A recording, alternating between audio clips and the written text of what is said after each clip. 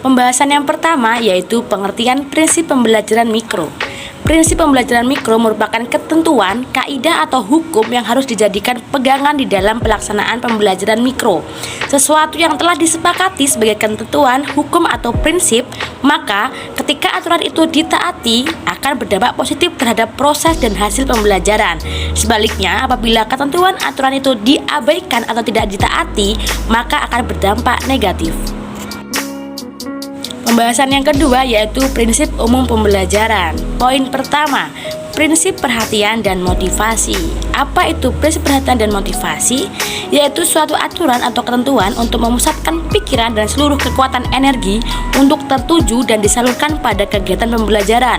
Oleh karena itu, setiap guru dalam memimpin kegiatan pembelajaran harus mampu memusatkan, memelihara, dan membangkitkan perhatian dan motivasi belajar siswa.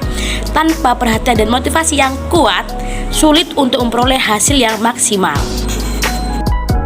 Poin yang kedua yaitu aktivitas. Apa itu aktivitas? Aktivitas merupakan proses kegiatan yang aktif, baik aktivitas pikiran, fisik, sosial, maupun emosional.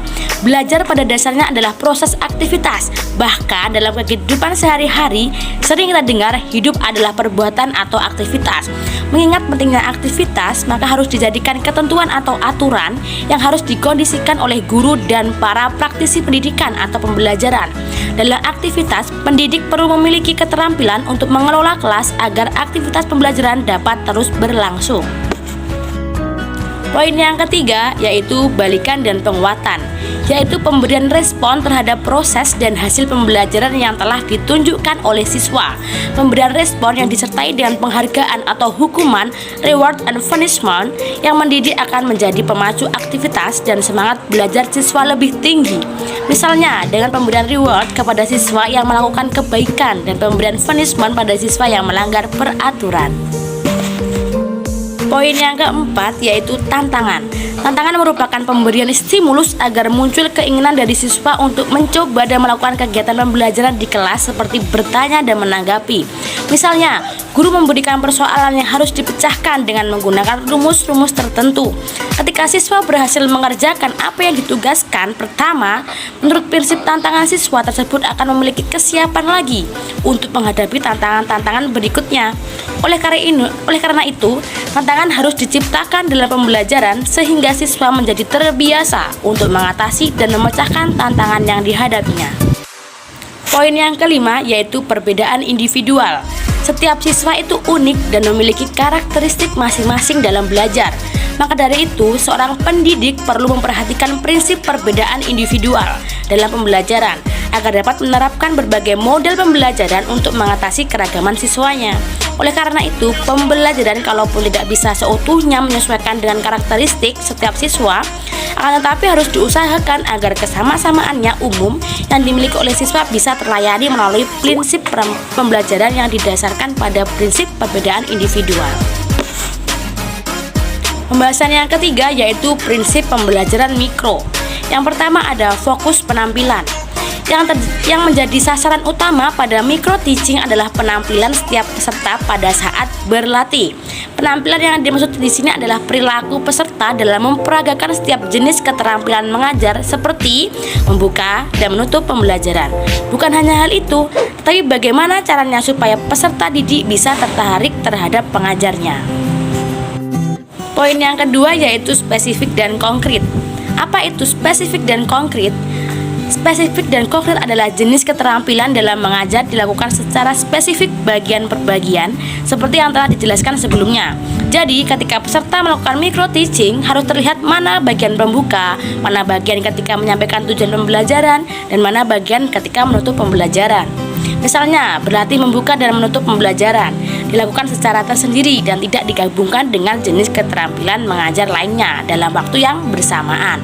Misalnya lagi bagaimana dalam menyampaikan tujuan ketika membuka pembelajaran, atau bagaimana ketika mengondisikan lingkungan belajar, bagaimana cara atau gayanya, bagaimana vokalnya, dan lain sebagainya. Penekanan pada hal-hal yang lebih khusus dari setiap keterampilan yang dilatihkan itulah makna dari prinsip spesifik dan konkret. Cara yang dilakukan seperti itu dalam pembelajaran mikro dimaksudkan agar pihak yang berlatih secara optimal memfokuskan pada jenis keterampilan tersebut.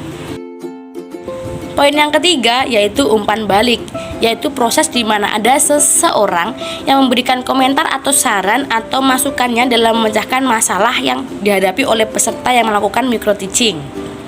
Hal ini sangat diperlukan. Tanpa adanya umpan balik, proses pembelajaran tidak akan berjalan sesuai dengan yang diharapkan. Setelah selesai, setiap peserta melakukan proses latihan melalui pembelajaran mikro. Pada saat itu pula dengan segera dilakukannya proses umpan balik. Misalnya, melihat hasil rekaman atau penyajian dari pihak observer atau supervisor, memberikan komentar terhadap penampilan yang telah dilakukan oleh peserta. Setelah melihat rekaman atau memperhatikan beberapa komentar, kemudian ditindaklanjuti dengan kegiatan diskusi atau refleksi untuk memberikan saran atau pemecahan yang harus dilakukan untuk diperbaiki dalam penampilan berikutnya. Poin yang keempat yaitu keseimbangan. Prinsip keseimbangan ini berhubungan dengan prinsip umpan balik. Pada prinsip keseimbangan ini, observer tidak boleh hanya menyebutkan kekurangan-kekurangan yang dimiliki oleh peserta micro teaching, melainkan harus menyebutkan kelebihan-kelebihan pula. Dengan demikian, pihak yang berlatih dapat memperoleh masukan yang berharga baik dari sisi kelebihan maupun kekurangannya. Poin yang kelima yaitu ketuntasan, adalah kemampuan yang maksimal terhadap keterampilan yang dipelajarinya.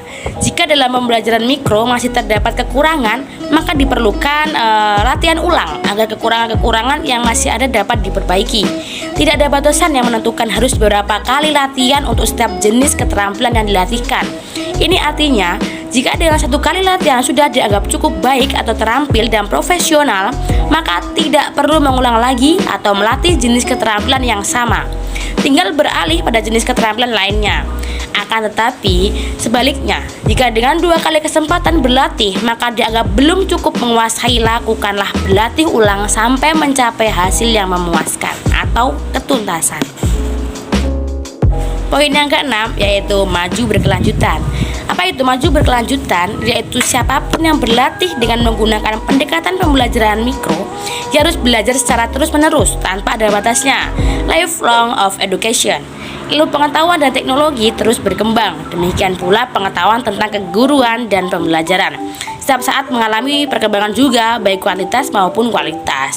Oleh karena itu, ketika seseorang telah terampil menguasai suatu model atau beberapa model lainnya, tidak berarti segalanya dianggap sudah selesai. Akan tetapi masih banyak tantangan lain yang harus dipelajari, dilatihkan, dan dikuasai. Inilah makna dari prinsip maju berkelanjutan, yaitu keinginan untuk terus memperbaiki dan meningkatkan diri.